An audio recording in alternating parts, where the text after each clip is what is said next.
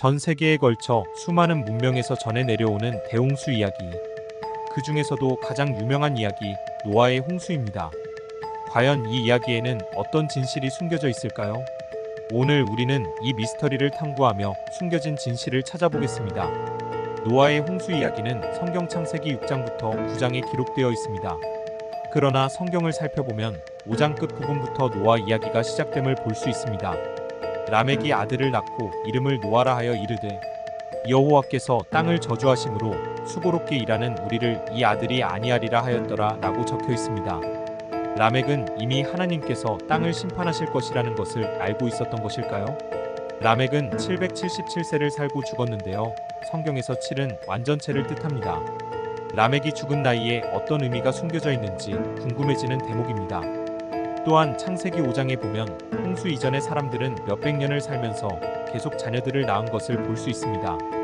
반면에 노아는 500세 된 후에 셈과 함과 야벳을 낳았다고 적혀 있습니다. 이 점도 참 궁금해지는 대목인데요. 성경에는 노아의 다른 자녀들에 대한 언급이 없으니 왜 노아에게는 3명의 자녀뿐이었는지 미스터리입니다. 노아가 살던 당시에 땅 위에 사람들이 번성하기 시작하면서 그들의 죄악이 세상에 가득하게 되면서 여호와께서 마음에 근심하시고 물로 심판하시기로 결정하십니다. 노아는 의인이요 당대의 완전한 자라 여호와께 은혜를 입어 방주를 만들어 생존하게 됩니다.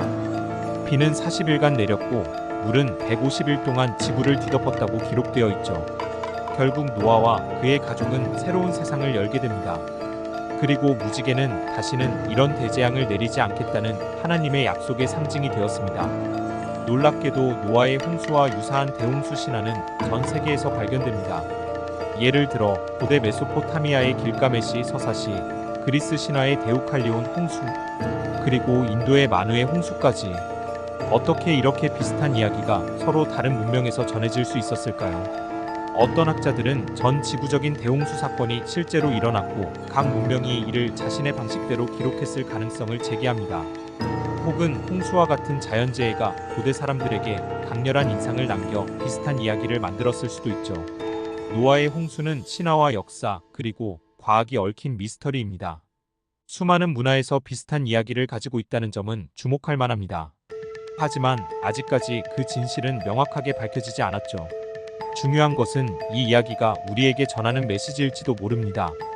자연의 힘과 인간의 행동에 대한 경고, 그리고 새로운 시작에 대한 희망이죠.